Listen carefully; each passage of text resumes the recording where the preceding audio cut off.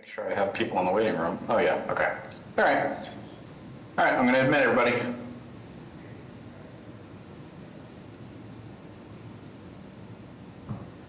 Recording in progress.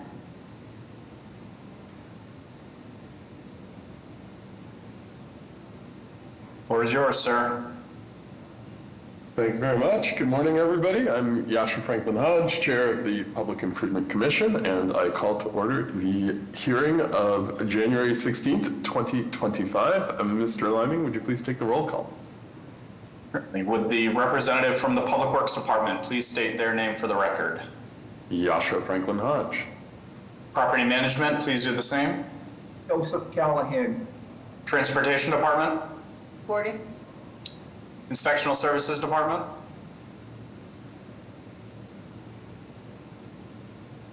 Brian, you're on mute if you're trying to call in.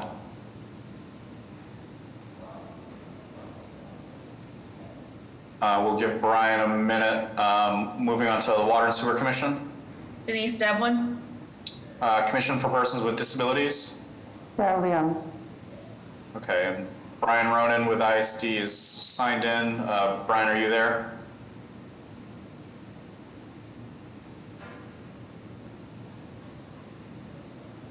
Still can't hear you, sir. Oh, now it's on. Oh, there we go. Thank you. All right, Brian Ronan. Very good. We do have everybody, full quorum. All right, thank you very much. On to our first item of business, hearing minutes 1, at the request of the Public Improvement Commission staff, the acceptance of the minutes of the PIC hearing held on December 19th, 2024. Do I hear a motion to approve the minutes? Make a motion to approve the minutes of December 19th, 2024. Second. All in favor? Aye. Aye. Any oppose or abstain? So moved. And seeing as this is the first hearing of the year, we are starting with a clean slate and going right into new business. Starting with new business 1, Tremont Street, Charles Street South, Marginal Road, Church Street, Jefferson Street, Fayette Street, Melrose Street, Warrenton Street, Boston proper, specific repairs on a joint petition by the City of Boston Transportation Department and the City of Boston Public Works Department. Would the proponents please introduce themselves, their affiliations, and walk us through the work that is proposed? Hi everyone, you hear me? Looks like. My name is Dan Merrow. I'm a principal engineer in the infrastructure and design team. I'm here with Nathaniel Fink, who is the planner on this, and Anisha Bora, who is assisting me in engineering. Zach Wasmuth is here from GPI. They are doing the design work under our direction. Zach, could you please share the plans when you are ready?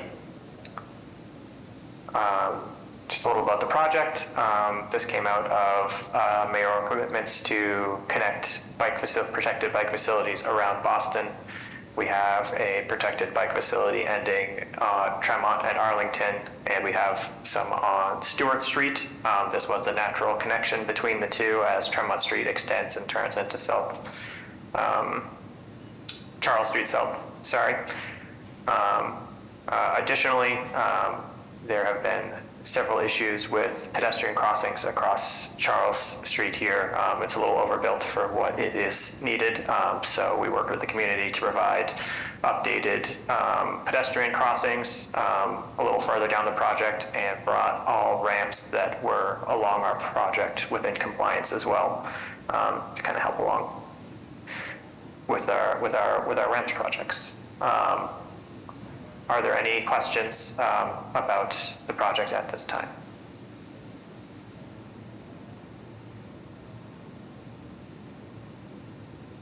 Hearing no general questions, would you mind just sort of walking us through each part of the main plan set to just give a quick overview of the specific changes that are being proposed?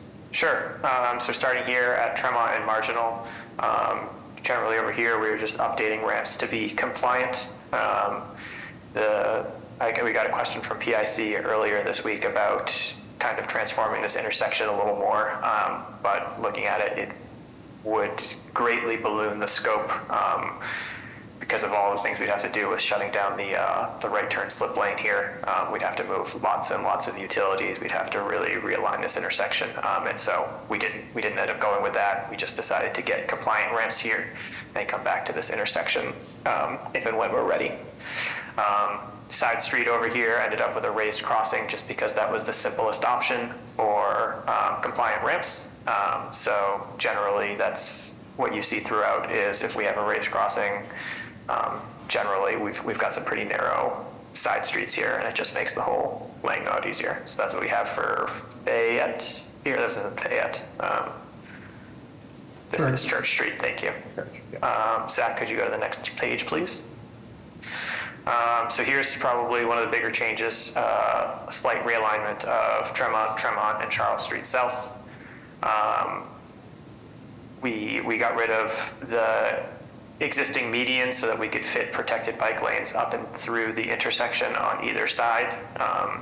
On the south side of the intersection, we've realigned the ramps a little bit to get better pedestrian access, as well as added a small median on the north side to both protect the new pedestrian crossing on the north side, which serves the school in the area very well as protecting the bike facility from right turners as they come Tremont Street, come north on Tremont Street to turn east on Charles South, which I know is not the correct cardinal directions, but Page North and Page East. Continuing on to the next page, we have slight realignment and raising of all of these ramps along Charles Street South, as well as changing where the crossings are to better align with the community interests that we've seen. All of these crossings only now cross one lane of traffic at a time. It's not really seen here. It looks like it's just as wide as it is today, but these are massively safer crossings of Charles Street for both the one just south of Fayette Street and north of Melrose Street. And of course, the along street crossings are all raised. And is there one more, Zach? This is just the specific details. It's just the details, yeah.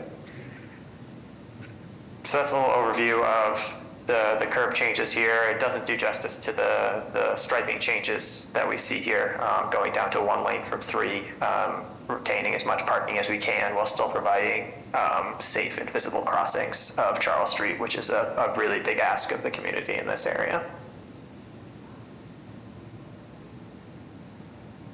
Something maybe else to mention here too, there is the park between Fayette Street and Melrose Street is being rebuilt by our Parks Department. We have been in close coordination with them throughout the process. I think that they're probably going to hit construction a little before us, which is fine. We've worked that out. We'll be leaving asphalt in areas where we're joining, but generally we meet everywhere we need to make their project work with ours.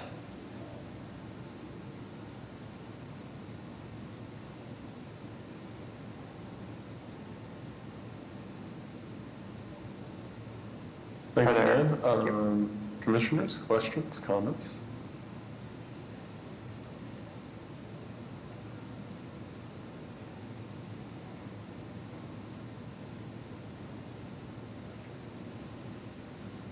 All right, hearing none, I've got a couple. So at Tremont and Marginal, can you talk about the reciprocal ramps for the crosswalks on the island? And what the status of those is and what will be, if anything, is planned to be done there? Zach, maybe you can confirm this for me, but I'm fairly certain that those ramps are compliant. And so this is just updating what we have on the island. Is that correct? The reciprocal here for ramp 5 was been a little bit. That one's compliant, as well as the reciprocal to ramp 4.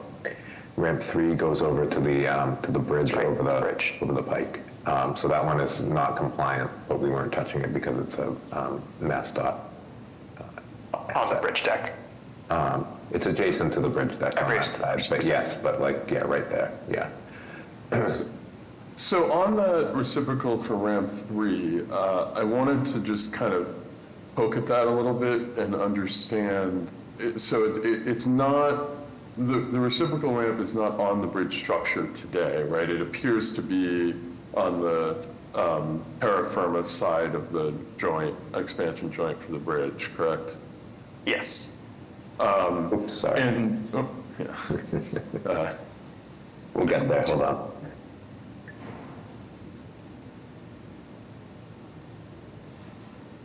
There we go. Try not to get onto the pike this time. Okay, there Yeah. we go. It's this So one. do we know where the sort of demarcation line is between MassDOT right-of-way and City of Boston right-of-way? Because Marginal Road is ours, I believe. We didn't actually extend our survey limits that far because it wasn't in our original scope. So I couldn't tell you exactly that answer. I would assume probably the back of sidewalk, but I'm speculating. Okay. So I'd like to see us dig into this one a little bit more. This is a pretty heavily used crossing. It serves the school in the area, enough so that it has a crossing guard on it most mornings, and obviously it's a very non-compliant, non-accessible situation. And so to the extent that there's an opportunity, just like understanding where that right-of-way line is, to the extent that we could create a compliant reciprocal ramp in our right-of-way, obviously we probably need to touch something on the MassDOT side, but maybe with a curb extension or something of that sort. I'm sensitive to obviously the scope of the project and not wanting to completely blow it up, but I'd like to at least understand what we think is possible here and what it would take to create a compliant reciprocal ramp. I know a lot of the ramps over onto across this section of Marginal Road land on a bridge structure. This one appears to not do that, and so given the general lack of accessible crossing points across going over the pike, if there's an opportunity to create one here, especially given the pedestrian volumes that cross here, it would be a good place to do it. So I'd just like to see us dig into that question a little bit more.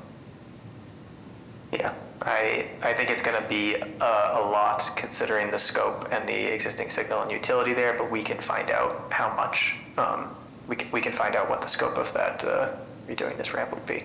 Yeah, and the thought would be perhaps, right, a curb extension that absolves you of having to relocate the signal. Yeah, pole. we've already got a slope there that we might have to fall back 15 feet, and then, what am I, which we'll find out. We can That'd bring be that great back if to we could PIC. just look into that and Yeah. come back with a little bit more of an update. So just moving back down Charles Street, or Tremont and Charles Street South, I just wanted to briefly check on a couple of ramp things. So one, I believe that there is, this is a minor matter, but I believe that there's an inconsistency in the numbering of the ramps at the Jefferson, Tremont, Charles Street South intersection. On the Page North side, ramps 6 and 7 and ramps 8 and 9 are swapped from how they're numbered on the ramp detail on sheet 5, at least on the plan set that I was looking at earlier. So that's just I think just a clerical matter. Okay. The other question, though more substantive, that I want to talk about was just ramp materials and color. I think I know the answer to this question given the historic district boundaries, but just wanted to have you articulate for the record the kind of thinking about where on the Page South side of the drawing, which I guess is Cardinal East, where ramps were in red versus being federal yellow. It seems like most of the ramps on the Page South side are on this sheet, and the next one are federal yellow, with the exception of the ramps crossing Warrenton, the mouth of Warrenton Street, which are shown in brick red on the plan. So if you could just explain the thinking of ramp colors here, that would be great. You want me to do that, Dan, or? if you have it handy, I'm pretty sure it's just west side of the page is red. There's, we did talk through this extensively with them, I know.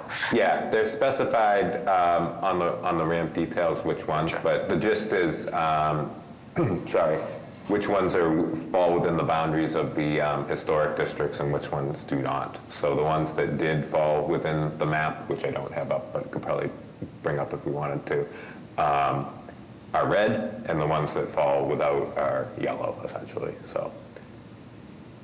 Got it. So the warrant, because the historic district boundary crosses Charles Street South and goes up Warrenton Street, but does not extend on either side of Warrenton Street, the crossing of Warrenton Street is in brick red, but none of the other nearby ramps on that side of Charles Street South are in red. Is that a fair summation? Yes. That sounds correct. Yes. Okay. So. I suspect it may generate a few questions just from the more architecturally detail-minded constituents, because there will be some areas where you have a yellow ramp fairly close to a red ramp on the same side of the street. So I just want to make sure we are buttoned up as to why we've chosen to do it that way and can explain it if and when we are asked. Yeah, we can. We did work through that with the Historical Commission, Landmarks Commission, to make sure that we had the ones red that they wanted to be red. And we just made everything else yellow that we were not required to. Much appreciated. And then the last question is just more of a confirmation thing. One of the ramps, one of the tactiles crossing Warrenton Street is shown in composite material, and I just wanted to confirm that that was necessary in order to accommodate the casting that was in the street. And this is ramp 22, correct? And that was the reason why this one is composite rather than cast iron?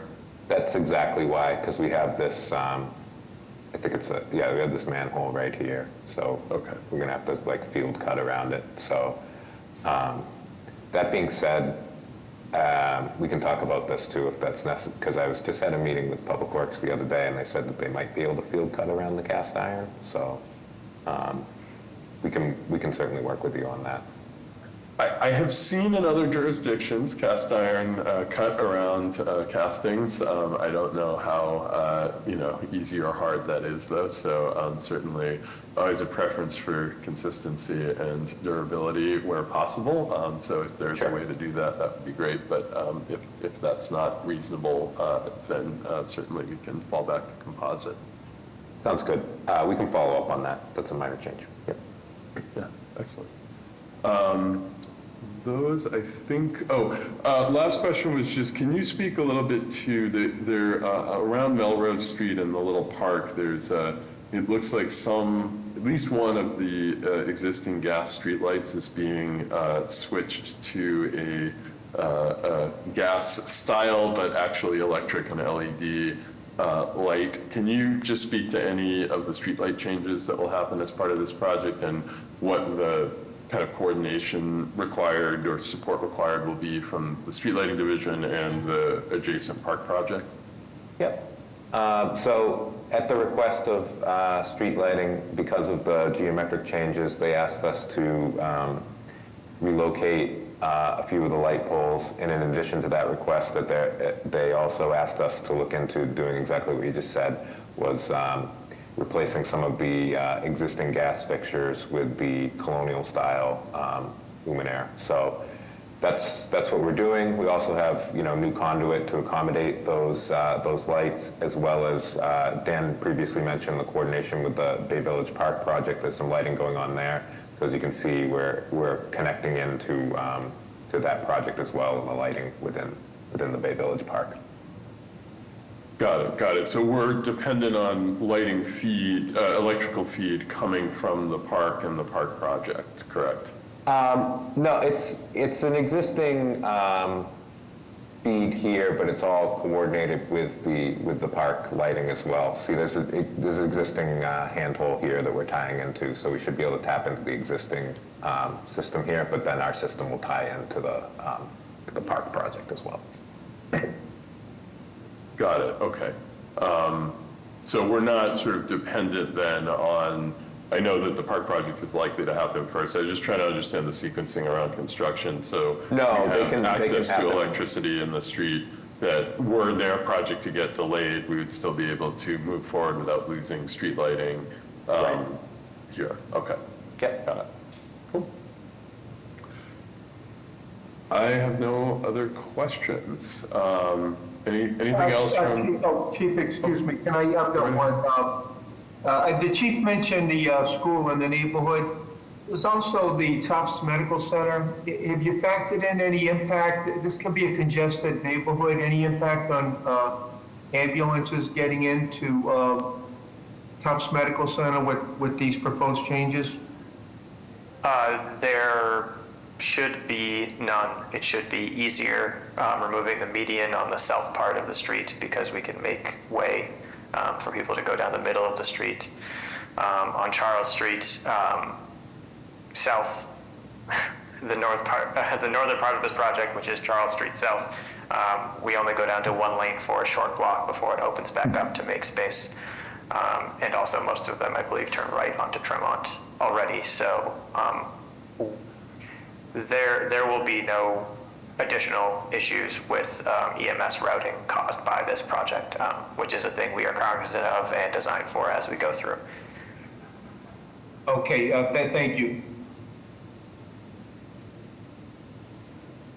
All right.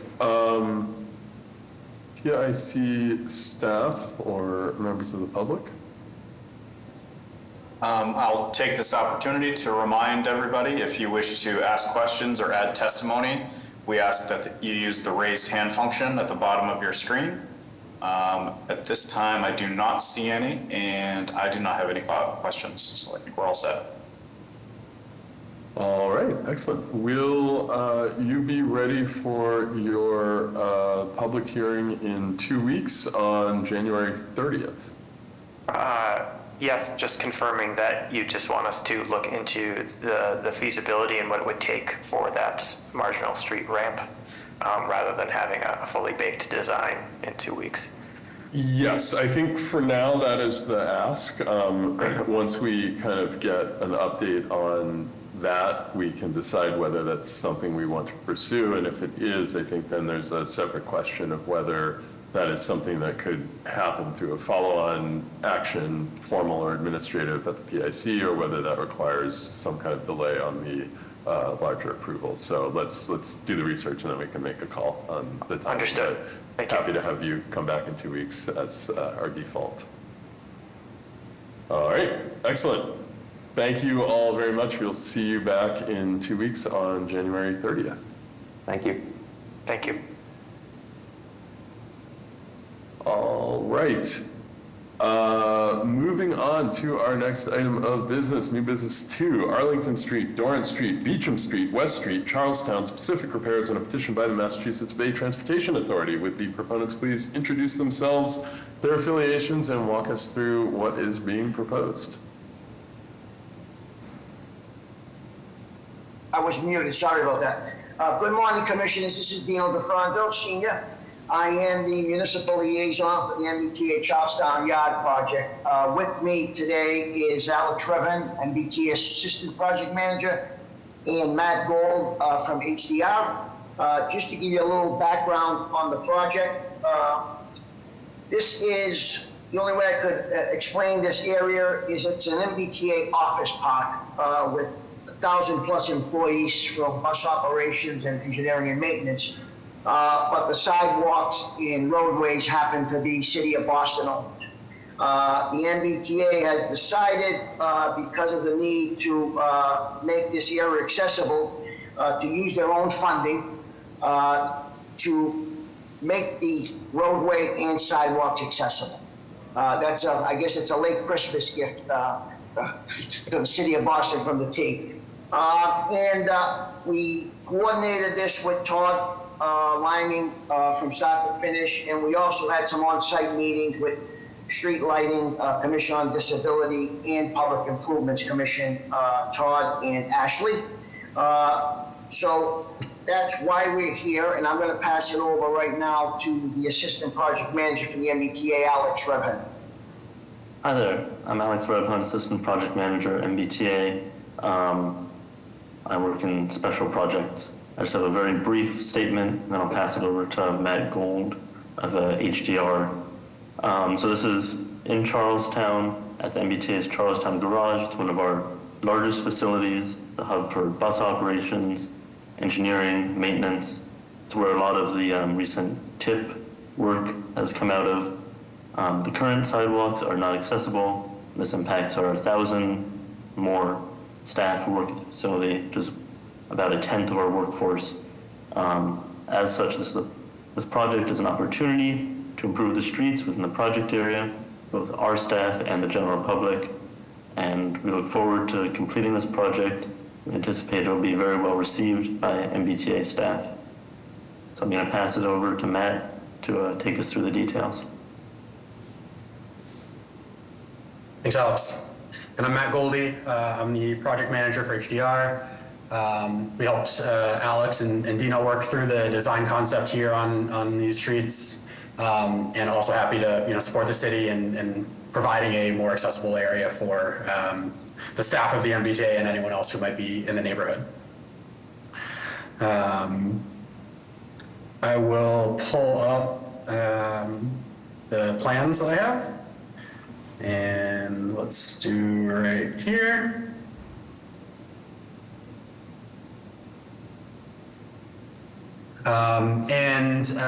As Dino alluded to, we've already had a lot of heavy coordination with many of the departments at the city. Had some great comments that we've already addressed and implemented into the plan set. And happy to help answer any additional questions that might exist at this time. So I'll just very briefly, this is Arlington Street on the north end of the project. It's kind of just 2 blocks worth of proposed sidewalk improvements and curb ramp and crossing improvements. And then it extends just slightly down Dorrance Street.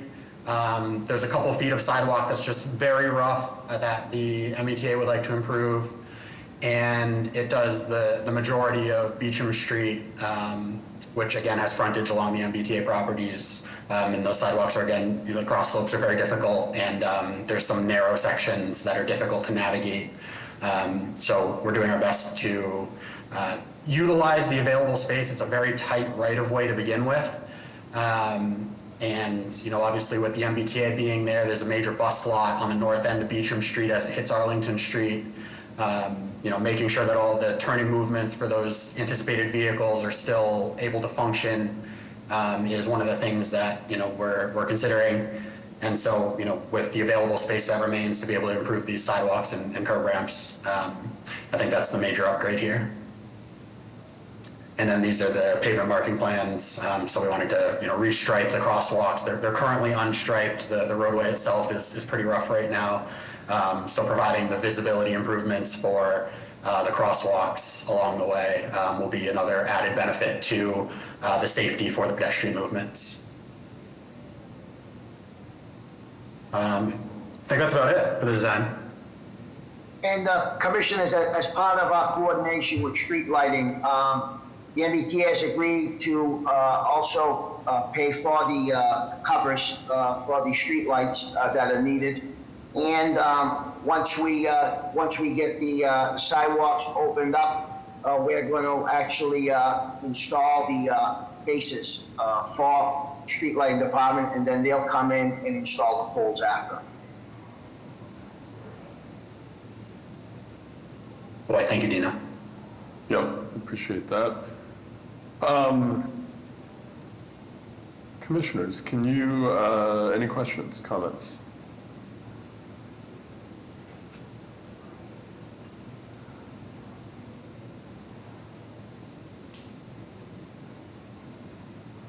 Can you just, for the record, kind of speak a little bit to the thinking about materials here and the asphalt, what appear to be sidewalks being redone in asphalt? That's typically not a thing that we do in the city when we're making significant changes, so it'd be great if you could just speak to why of that here. Chief, the reason for that is mainly funding. There's not much funding for this project, and If the sidewalks had to be done in concrete, I don't think the project would have been able to move forward. So the halfway point was to continue to, well, replace asphalt for asphalt with the sidewalks, but wherever there's a ped ramp, those will be in concrete. It was purely funding, and like I said, we wouldn't have been able to get the job done if we were forced to use concrete. Got it, understood. And, you know, I'll say from the public works perspective, right, we, you know, generally don't look too favorably on asphalt sidewalks from a long-term maintenance durability perspective and just pedestrian experience perspective. That having been said, to your introductory remarks, Dino, you know, this is a somewhat unique set of streets that primarily serves a single user, namely the MBTA and its employees. And so I think given the unusual circumstances around how the streets in this section of the street grid function, how the sidewalks function, and how they're used, I think we are, you know, willing to make an exception to what would typically be our expectation that the materials be upgraded to concrete, understanding the limited resources available for the project and the significant benefit that this project will bring both for MBTA employees and anyone else who might happen to find themselves traversing this section of the city. Chief, thank you on behalf of the MBTA. Yeah. Commissioners, last call. PIC staff or members of the public? I did just have one quick question. Dino and Alex, I think when we did this field walk, we discussed the possibility of having that one driveway on Arlington Street directly across from Beecham, sheet 3 of your plan set. We talked about potentially reconstructing that as more of a driveway apron to further improve the pedestrian accessibility there. Just wondering if you had taken a look at that and determined it wasn't feasible, or if we can still consider that. Todd, we can still consider that. We'll take a look at that, and I'll get back to you before we come back for the public hearing. Great, thank you. I just noticed that on the plans earlier. Yeah, no, thank you for catching that. All right, hearing nothing else, will you be ready for your public hearing in 2 weeks on January 30th? Yes, we will. All right, thank you all very much. We'll see you then. Thank you, everybody. Have a great day. everyone. Thank you. Thank you. All right, moving on to our next item of business, new business 3, 3326 Washington Street, West Roxbury, pedestrian easement, specific repairs, and a set of petitions by LDEV Washington LLC. Would the proponents please introduce themselves, their affiliations, and talk us through what you're proposing to do?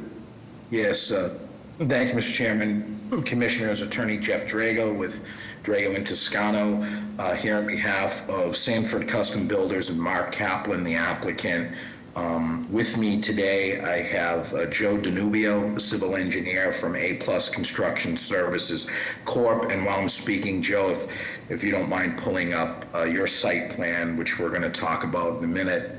I also have the architect for the project, Greg Spalding from Spalding and Tagayas Architects, Inc. We can, if we need to get through the actual architectural plans or any of his site plans, we can do that as well. But just to give the commissioners an overview, this is part of a project that was approved by the BPDA through the Article 80 process back in November of 2020. It was then went on to the Zoning Board of Appeal for relief. Back in 2021, it was extended through 2025 for active, and its permits are still active. My client purchased the project from the former developer that went through the entitlement process and now is seeking to get his permit to start construction, and brought this team together for the PIC process. We're here for petitions for both specific repairs and a pedestrian easement petition as well. And those specific repairs are for sidewalk reconstruction, removing and replacing existing vertical granite curb, closing of the existing curb cut for the existing driveway, installation of a new granite curb at the existing curb cut site, new curb cut opening for a proposed driveway, installation of 2 proposed tree pits, installation of 2 new bike racks, and a light pole to be removed and relocated. This was all part of a project that is a 5-story new building with 43 residential units.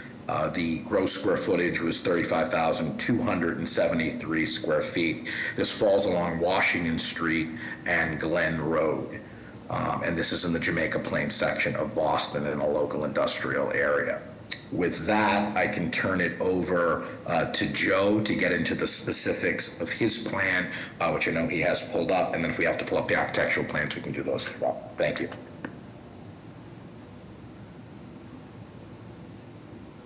Joe, are you there? Hello?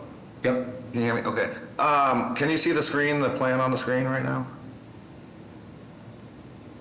Yes. Yes. Okay.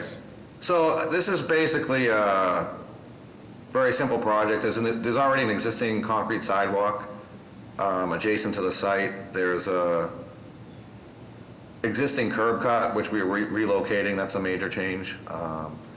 There's a tree pit. We're maintaining that. The tree that was there has been removed in the last few years, so we're proposing a new tree there. And as a result of the proposed curb cut, we need to relocate a street light, which we coordinated with a street lighting department, and that's shown on the plan. Other than that, it's pretty simple. We're also extending the sidewalk to the building, which we agreed to provide an easement plan for that portion of the sidewalk beyond the right-of-way and extending towards the building.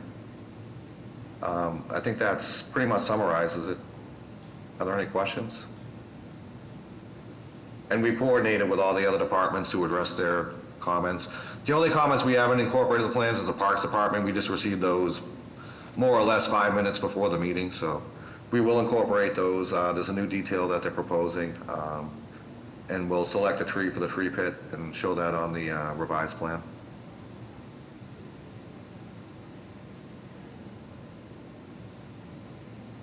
Commissioners, questions, comments? Hi, thank you so much for the presentation. I was just wondering if the team could clarify the dimension behind the tree pit, both to the property line and to the face of the building, including the pet easement. Yeah, if you see, path of travel. yeah, there is a dimension there. It's 5.2 feet to the property line, as shown on the plan.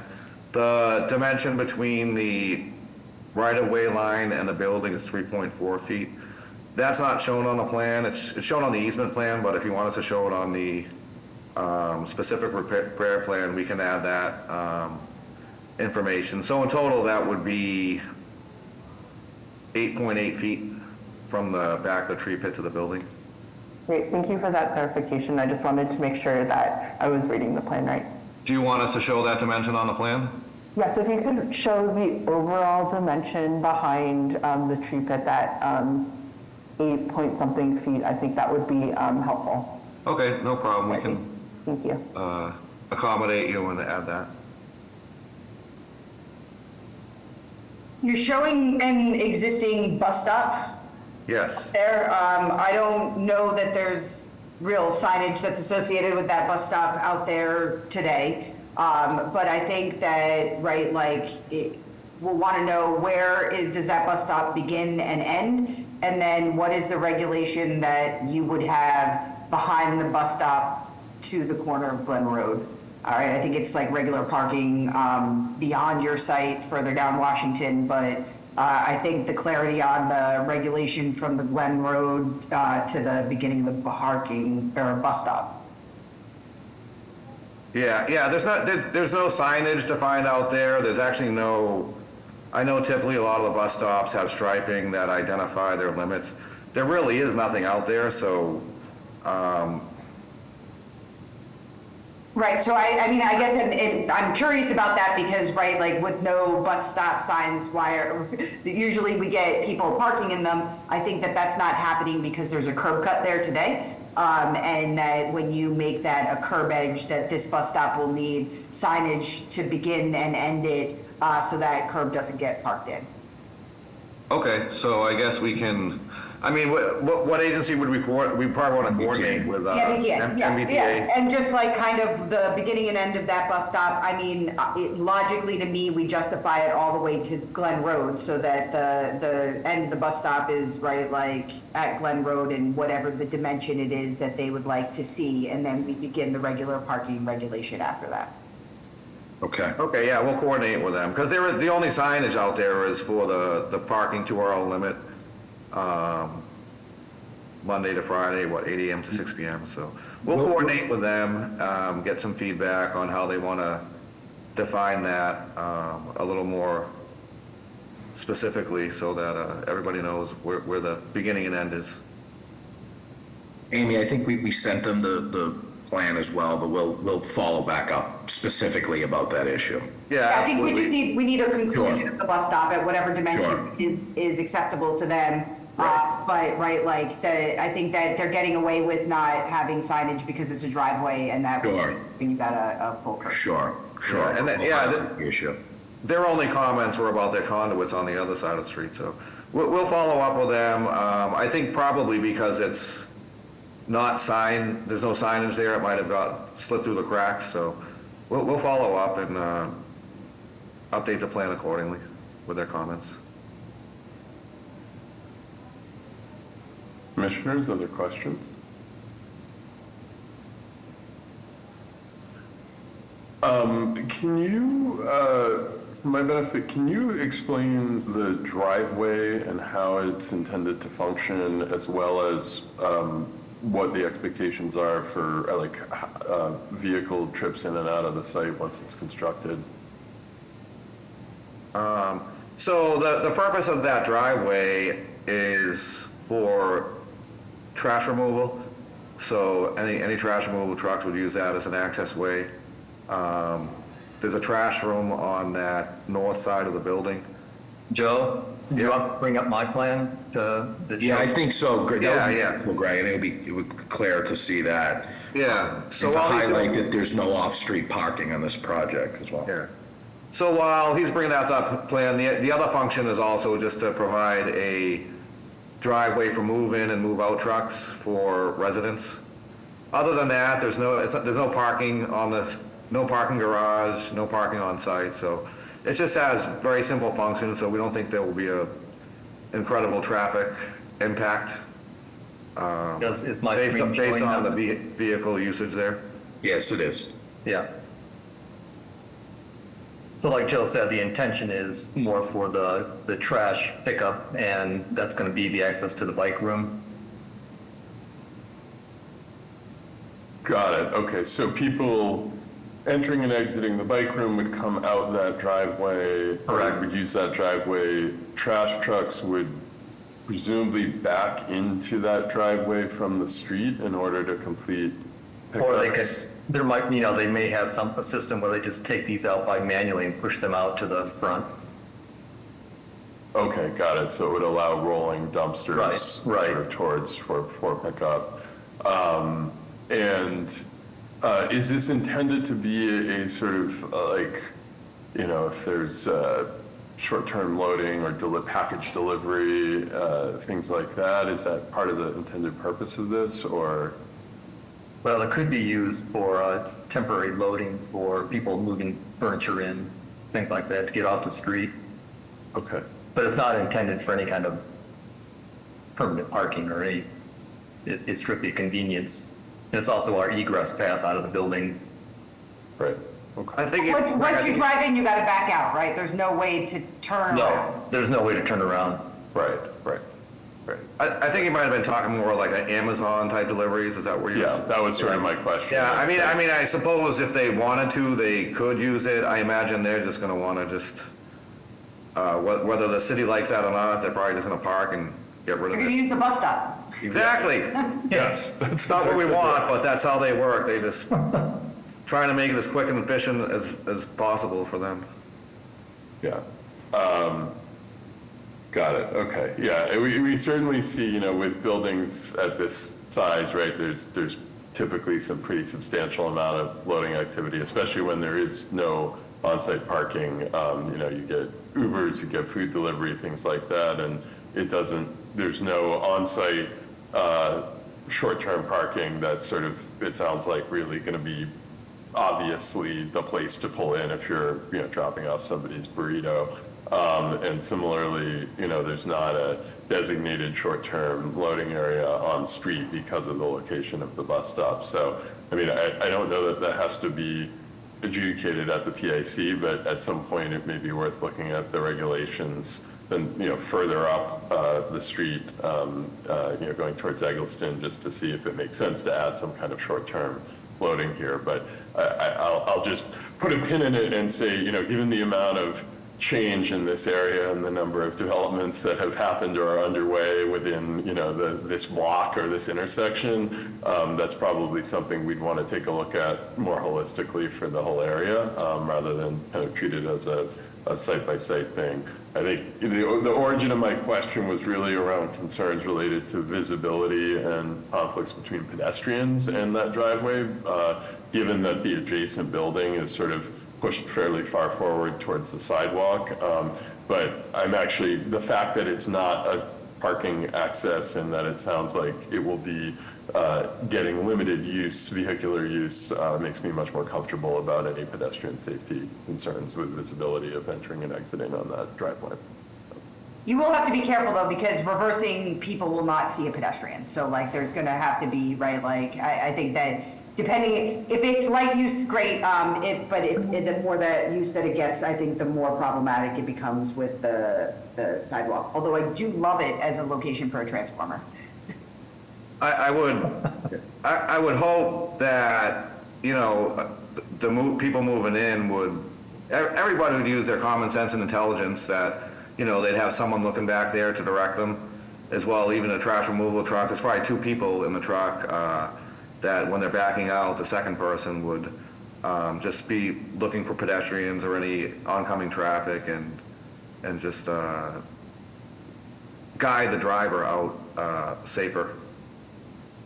Yeah, just to point out to the commissioners, our client, Mr. Kaplan, purchased the project already approved that had gone through the BPDA and entitlement process, so we didn't really get a lot of opportunity to redesign too much. She was basically purchasing the project and getting the plans that went through the entire process. So in retrospect, we might have made some of those changes as the process went on, but unfortunately, we were just taking it over already BPDA and zoning approved, so. Yeah, understood, and, you know, the PIC entitlement's not yet in hand, however, so. No, understood, yeah. It's just, Still, a lot of these issues would normally also have come up, Yeah. I thought, at the BPDA and Understood. Zoning process, so unfortunately they didn't. Yeah, no, that's very fair, and you know, I don't have major concerns. It's more just making sure that we're both within our scope of responsibilities at the PIC, but then more broadly at the city, that we're sort of taking a look and making sure we're doing everything we can to ensure they're safe and functional, given what was already approved in terms of the site layout and usage of the parcel. So appreciate that. All right, I have no other questions. Anyone else? PIC staff, Todd? I think we're all set with this one. All right, excellent. Will you be ready for your public hearing in 2 weeks on the 30th? We will, Commissioner, thank you. Can I make one more comment? Of course. So we never talked about the easement plan. I just wanted to. Oh, yes, thank you. I just wanted to confirm that that was acceptable, or if there are any comments on that. I think it was pretty straightforward. It's 4 lines with a description. Was there any comment on that? Anyone? All right, sounds like you are good. We'll see you in 2 weeks. Thank you very much. Thank you very much. Thank you all, much appreciated. All right, on to our next item. New business 4, 34 Oak Street, Maple Street, Hyde Park, pedestrian easement, specific repairs on a set of petitions by Oak Street 34 Hyde Park LLC. With the proponents please introduce themselves and their affiliations and walk us through what you are proposing to do. Good morning, Chief Franklin Hodge, members of the commission, Attorney John Fulgini on behalf of Oak Street 34 Hyde Park LLC. With me this morning is Ahmad Zrain, our civil engineer. So just a little background, 34 Oak Street is a 14-unit, 4-story multifamily residential building with 14 off-street parking spaces. The building will replace a long-shuttered funeral home located at the corner of Oak and Maple Streets in Hyde Park. I'll address a specific repairs action. So we're creating a new curb cut on Maple Street that will provide access to the garage. We are closing an existing curb cut on Oak Street that is currently there, and that will no longer be part of the project. As part of that, we will replace those areas with new concrete sidewalks and granite curbing as depicted on the specific repair plan. And on the one that we're adding, we will replace the concrete and actually put the corner granite curbing on those. Additionally, one of the issues that was raised by disabilities was there is some pedestrian ramps. There's one located on the corner on Maple, and then across Maple on the other side, then one on Oak, and then across on that. Our initial determination found that they are compliant, but we have agreed with Sarah and as well as with Todd that if they're not compliant, we will bring them into compliance. With respect to the pedestrian easement, that is located at the area of right on the corner of Oak and Maple Streets. It's approximately 239 square feet as depicted on the pedestrian easement plan. That's the proposal before you this morning. And if there's any questions, we're here, and Ahmad is here as well to answer any engineering questions. All right, commissioners, questions? Thank you for the presentation, and thank you for the response to our questions from yesterday. I think we would also want the compliance of the ramps documented on the plans, both for the ramps that are on the project side as well as their reciprocals. And then additionally, if we could get some reassurances that during construction that these ramps will remain in compliance. Construction can be a little bit rough on the sidewalks, so we want to make sure that if they are currently compliant, that they remain compliant throughout the construction process. Sure.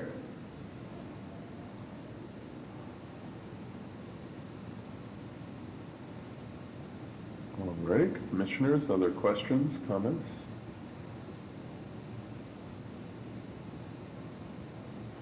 Hearing none, PIC staff or members of the public? I do not have any comments on this other than I did request that there are a few parking restriction signs on Maple Street that I think might have been installed after the project survey was conducted, and they've agreed to add those to the plans and add dimensions, clear dimensions behind the signs. Yep. All right. Well, hearing nothing else, will you be ready for your public hearing in 2 weeks on January 30th? Yes, we should, Chief. All right. Thank you all so much. We will see you then. Thank you very much, guys. Enjoy your day. You too. All right, on to our last item of business. New business 5, 655 Dorchester Avenue, Major Michael J. O'Connor Way, South Boston, granted location on a joint petition by Verizon New England Incorporated, Comcast, and Astound, aka RCN. Would the proponents please introduce themselves, their affiliations, and talk us through what is proposed? Yes, good morning. Ross Billadu representing Verizon New England, who has the lead on this one. Happy New Year. Nice to see everybody. I'm going to go ahead and share screen.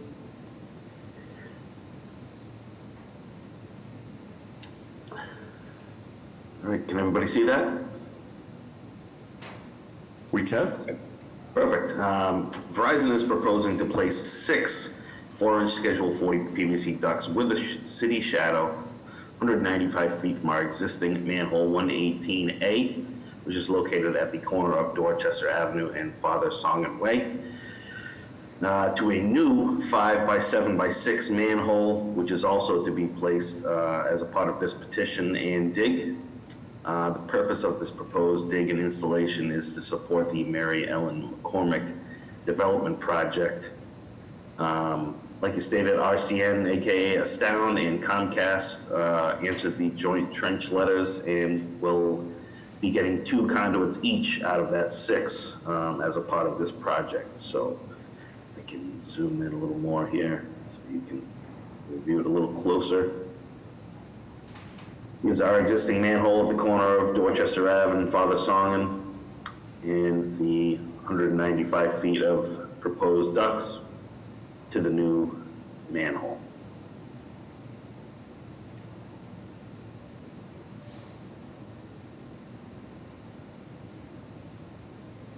All right. Commissioners, questions, comments?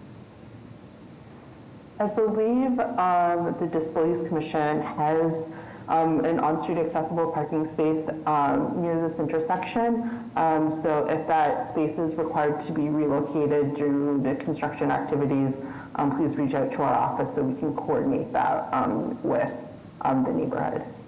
Sure, of course. Anyone else? My only comment is just to express appreciation to the 3 companies for coordinating and only digging up this stretch of street once for these utilities. So we always like to see that, and it is appreciated here. Sure thing. JC staff or members of the public? I will mention, I had a brief conversation with a representative from Comcast yesterday, and he mentioned that Comcast might actually be wanting 4 of their own conduits here, rather than the 2 that are shown. So we'll need to figure that out in the next 2 weeks. Also, based on the desire to get into this particular build, as well as the knowledge that there's a lot of development going on in the Mary Ellen McCormick site in the very near future, I think it makes sense for the city to receive more than just the standard 1 city shadow conduit. So I'm requesting at least a second city shadow duct within this build. Okay, sure. Other than that, I sincerely appreciate the coordination between the 3 companies on this. All right. Hearing nothing else, you'd be ready for your public hearing in 2 weeks on January 30th. Yeah, so hopefully I have some of these questions answered by then, and we should be all set. All right. Thank you, Ross. Appreciate it. We'll see you then. Thank you. Take care. All right. With that, we have come to the end of our agenda. Do I hear a motion to adjourn? I'll make a motion to adjourn. Second. So moved. We are adjourned. Thank you all very much. Thank you. Thank you.